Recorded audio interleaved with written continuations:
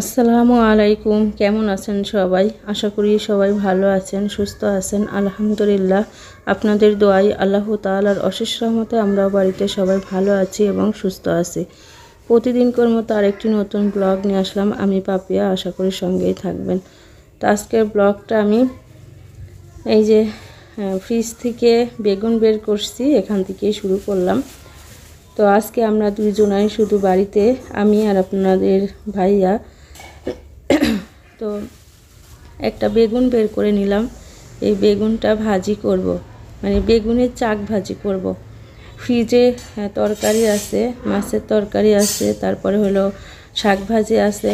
তো আপনার ভাইয়া হলো একটু বাসি তরকারি কম পছন্দ করে, এই জন্য আর কি ওর জন্যই বেগুনটা ভাজতেছি।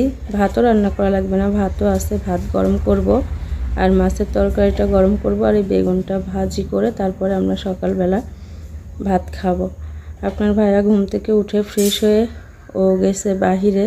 ওদের আবার অভ্যাস, সকালবেলা চা না খাইলে না সারাদিন খাবারই হজম হয় না। চা বিস্কুট এগুলা খাই সকালবেলা।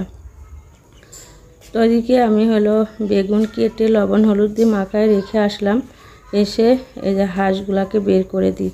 আজকে সকাল থেকে আকাশে মেঘলা, রোদ বের হয়নি। এখন তাও প্রায় 9টার মতো বাজে, রোদ নাই। কেমন যেন মেঘলা মেঘলা মেঘলা হয়ে আছে, বায়ু বাতাস কম, মানে খুব গরম, ধুম ধরে আছে কেমন যেন।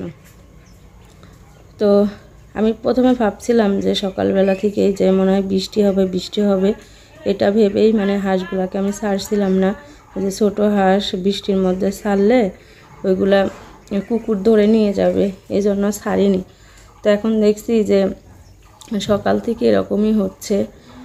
তারপরে ভেবে চিনতে ছেড়ে দিলাম। অনেকগুলা ভাত ছিল, ভাতগুলাও দিলাম। ওরা ভাতও খায়, গুঁড়াও খায়, তারপর গমের ভুসি খায়, ধানের গুঁড়া খায়, যখন যেটা থাকে তখন সেটা দিই, সেটাই খায়।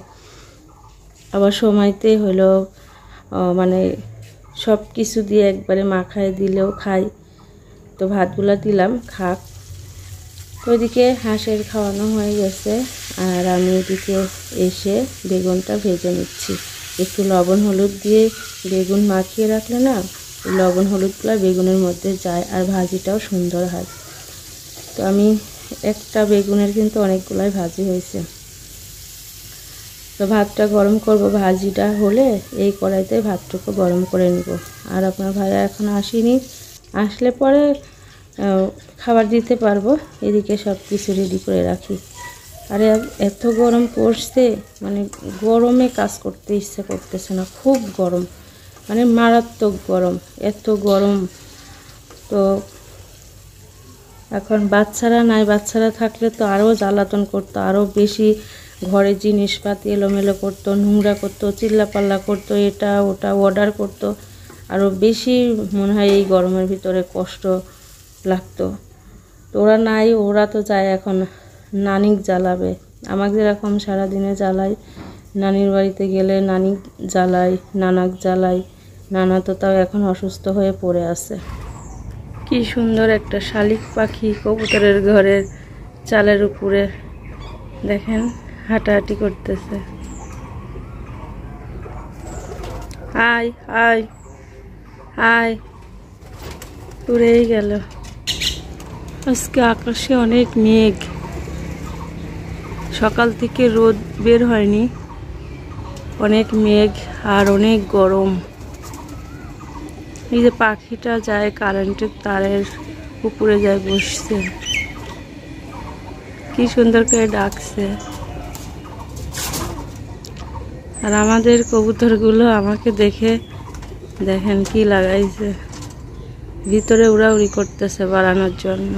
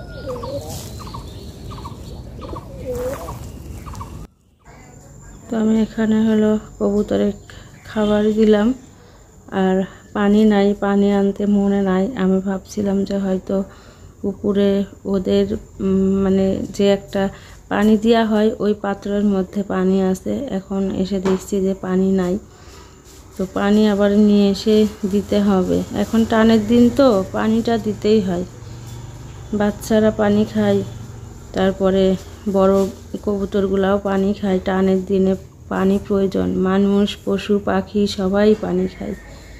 তো কালকে হলো তাহিদের 2টা গেঞ্জি তারের উপরে ছিল, মানে শুকনাগুলা উঠায় নিয়ে গেছি, আর ওই 2টা ভিজা ছিল। ভাবছিলাম যে পরে উঠা নিয়ে যাব, এখন দেখছি যে আর মনেই নাই। রাত্রে হয়তো বাতাস হয়েছে, ওইগুলা 2 গেঞ্জি মানে ছাদের উপরে পড়ে গেছে। এগুলো আবার ধুয়ে দিতে হবে, কারণ এই যে কবুতর পায়খানা করে ছাদের উপরে। আমরা 2 বুড়ার বুড়ি ভাত খেতে বসছি, সকাল করে খাবার। এখন বাজে 11টার সময় খেতে বসছি। তো সকালবেলা ভাত খাচ্ছি হলো বেগুন ভাজি দিয়ে। বেগুনটা আমি সকালে ভাজিছি শুধু তোমার জন্য। আর যে তরকারি শাক দিলে না, তুমি তোমার প্লেট থেকে ভাত তুলে আমার দিয়েছ। ছেলে মেয়ে না থাকলে খারাপই লাগে, একা একা সকাল থেকে একেবারে একা মনে আসলে প্রতিবন্ধী। মুখ বন্ধ করে আছে প্রতিবন্ধীর মুখ। ও আমার তো একজন আমার কইছিল একদিন যে প্রতিবন্ধী।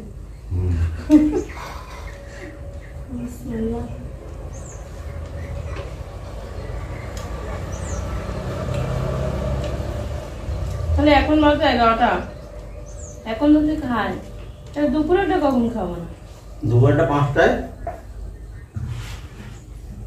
তাহলে একটু দেরি করে নামতে যাবো না? কসুর লতি রাখবো না? হ্যাঁ,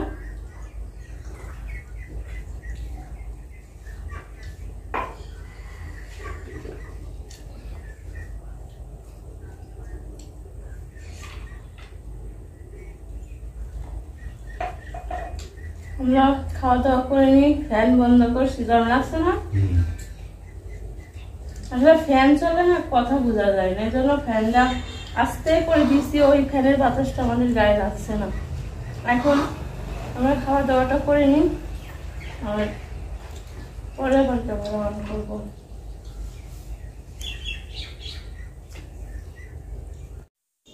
আজকে বিছনার চাদরটা তুলে ফেলবো। প্রায় 1 সপ্তাহ হয়ে গেছে বিছনার চাদরটা পাড়া। তো এটা তুলে আবার আরেকটা মানে ধোয়া চাদর এগুলা পারবো। বালিশের কভার 2টা খুলতে হবে।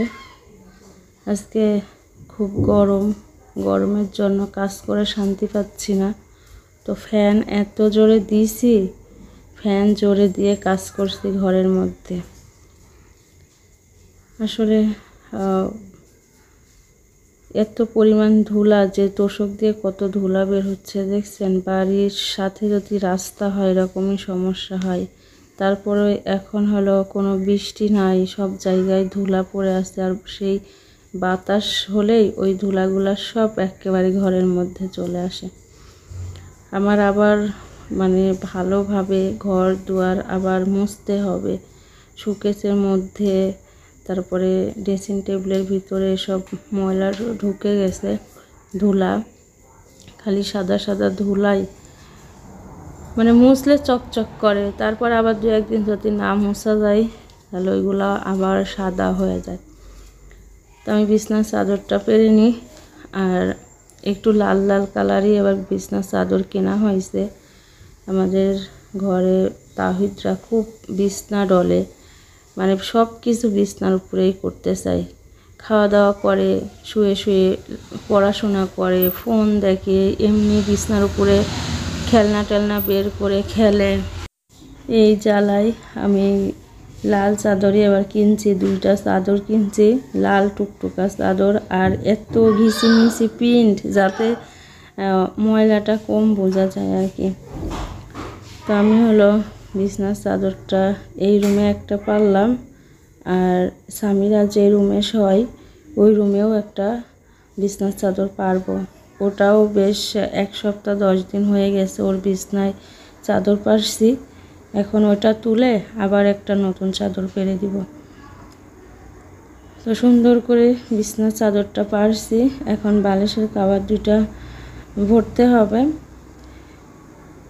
তো বিছনার চাদর না নতুনটা পারলে ভালোই লাগে, কিন্তু এটাই আবার একটু রং চং নষ্ট হয়ে গেলে তখন আবার দেখতে ভালো লাগে না, কেমন যেন লাগে আর কি। তো বিছনার চাদরটা কেমন হয়েছে বলবেন, আমার পছন্দই কিনছি, লাল টুকটুকা চাদর। দুপুরে রান্না করার জন্য সব কুটা বাছা করে নিলাম। এখানে পুঁয়ের ডাঁটা আলু কাটছি, আর এখানে কচুরলতি কাটছি। আপনার ভাইয়া কচুরলতির তরকারি খাবে না, এই জন্য ওর জন্য রান্না করলাম পুঁয়ের শাক, মাছ দিয়ে রান্না করব। আর এখানে কয়েকটা শুটকি মাছ নিয়েছি অল্প, এই শুটকি মাছ কয়টা দিয়ে আমি কচুরলতি রান্না করব। আর যেহেতু আমরা দুইজনাই, এই জন্য অল্প অল্প করেই তরকারি রান্না করছি। তো ঠিক আছে, এখন আমি এগুলা ধুয়ে নিই, ধোয়া হয়নি, মাত্র কাটলাম। এখন হলো ধুয়ে তারপরে রান্না বসাই দিব। আপনার ভাইয়া হলো ছাদে কাজ করতেছে, কবুতর ঘর অনেক নোংরা হয়েছে, ওইটা পরিষ্কার করতেছে। এখন এই যে বৃষ্টি আসলে ওইগুলা একেবারে খুব খারাপ অবস্থা হয়ে যাবে, এই জন্য বলছে যে বৃষ্টি আসার আগ দিয়ে কবুতর ঘরগুলা পরিষ্কার করে নিই।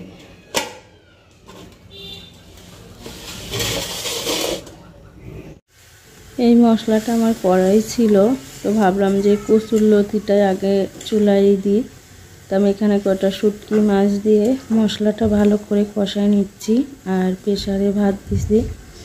আমি কচুরলতিটা ভালো করে ছুলে ভালো করে ধুয়ে নিয়েছি। এখন আমি রান্না করব। আসলে কচুরলতি আমাদের বেশি একটা খাওয়া হয় না, কারণ আপনার ভাইয়া অত পছন্দ করে না, তারপরে স্বামীরাও কম কম খায়। ওর হলো অ্যালার্জি আছে, অনেক জিনিস খাইলে ওর মুখ টুক চুলকায়, এই জন্য এগুলা বেশি একটা রান্না করি না। তো আনলাম, এখন আজকে আমি বাড়িতে আসি, রান্না করি, কারণ স্বামীরা তো নাই, আমি রান্না করে আমিই খাবো। তো কয়েকটা শুটকি মাছ দিছি, এখন দেখা যাক রান্নার পরে কেমন মজা লাগে। যদি ভালো লাগে মাঝে সাঝে রান্না করে আমি নিজে একাই খাবো। আর এখানে হলো মাছ লবণ হলুদ দিয়ে মাখায় নিছি, আর তেলটাও গরম হয়ে গেছে। বড় বড় মাছ ছিল, আমি সেই মাছের মাঝখান দিয়ে কাটছি, কেটে পুঁয়ের শাক রান্না করব। 2-3টা পুঁয়ের শাকের আগা কাটছি, ওটা দিয়ে মাছ রান্না করব। পুঁয়ের শাক দিয়ে মাছ রান্না করলে কিন্তু মজাই লাগে, খারাপ লাগে না, ভালো লাগে। আমি এরকম মাঝে সাঝে রান্না করি, খুব ভালো লাগে খেতে। তো রান্না বাড়া শেষ, রান্না করছি পুঁয়ের শাক মাছ দিয়ে রান্না করছি, আর হলো আপনার কচুরলতি শুটকি মাছ দিয়ে রান্না করলাম, দেখতেই তো পারলেন। এখন আমি 3টা বেডরুম, 2টা বারান্দা, রান্নাঘর ঝাড়ু দিয়ে এই যে কতগুলা ময়লা বের করলাম। এখন হলো ডাইনিং রুমটাও ঝাড়ু দিয়ে দিলাম, তারপর এখন বাহিরে ঝাড়ু দিতে হবে। আর সকাল থেকে আজকে আমি ঝাঁটও দিইনি, বাড়ির ভিতরে ঝাঁট দিইনি। আমি প্রতিদিন একবার করেই ঝাড়ু দিই, কারণ এতখানি জায়গা প্রতিদিন আমি 2-3 বার তো ঝাড়ু দিতে পারি না। একবার করে ঝাড়ু দিয়ে ঘরটা মুছে ফেলি, ওটাতেই ঘর সুন্দর চকচকা থাকে সারাদিন। হয়তো 10টার দিকে ঝাড়ু দিয়ে দিব, আর না হয়তো এরকম রান্না বাড়ার শেষে দুপুরে একবারে ঝাড়ু দিয়ে দিই, যে কোনো টাইমে একবার ঝাড়ু দিই। এখন এই যে ঝাড়ু দিয়ে এই হাতেই ঘরটা মুছে ফেলবো, মানে পুরো ঘরটাই বাড়িটাই মুছে ফেলবো। বেডরুম 3টা মুছবো, বারান্দা মুছবো, রান্নাঘর ডাইনিং রুম সবগুলাই মুছে দিব। তো এখন হইল আপনার ভাইয়া ভাত খাচ্ছে, ওর খুব খিদা লেগে গেছে। তো আমি বলছি যে আমার এখনও গোসল হয়নি, তুমি ভাত খেয়ে নাও। সব কিছু রেডি করে আমি টেবিলের উপরে রাখছি, ও ভাত নিয়ে খাচ্ছে। ও তো কচুর তরকারি খাবে না, পুঁয়ের শাকের তরকারি দিয়ে ভাত খাচ্ছে। আর আমি বাইরটা ঝাড়ু দিয়ে নিই। আসলে আমার খুব ইচ্ছা করে যে আপনারাও কমেন্ট করেন যে আপু আপনার বাড়ির সামনেটা ভালো করে দেখান, কিন্তু আমারও ইচ্ছা করে যে আমার বাড়ির সামনেটা আপনাদের সঙ্গে শেয়ার করব, বাড়ির সামনের ডিজাইনটা। কিন্তু দুঃখের বিষয় আমি সেভাবে ক্যামেরা ধরার জায়গা পাইনি। মানে এমন, মানে বাড়ির সামনে যে দেখছেন যে একটা জানলা আছে, মানে খড়ির ঘর, হুপসি ঝুপসি, মানে কি যে অবস্থা, ওই পরিবেশটা একেবারে নোংরা। তো সেই সোজা যদি ক্যামেরাটা অন করি না, তাহলে সুন্দর আমার বাড়ির সামনেটুকু আমি দেখাইতে পারি। কিন্তু ওই সামনে ক্যামেরা ধরার মতো ওই পরিবেশ নাই। এই সাইডের দিকে ধরলে বাড়ির এক সাইড দেখা যায়, ওই সাইডের দিকে ধরলে বাড়ির আর এক সাইড দেখা যায়। তো এই জন্য আর কি আমি, আসল কথা কি, রাগেই আমি বাড়ির সামনে কোনো কিছু ভিডিও করি না। বাড়ির সামনে একেবারে পরিবেশ খারাপ, বাড়ির সামনে আমি এই জন্য খুবই কম ক্যামেরা অন করি। সময় সময় একটু ঝাড়ু দিলে তাই দেখাই। তো ঝাড়ু দেওয়া হয়ে গেছে, আমার হাঁসের বাচ্চা আসছে খেতে, ওদেরকে খাবার দিলাম, ওরা খেয়ে দিয়ে এখানে ঘোরাঘুরি করছে। আজকে বারবার খেতে যাচ্ছে।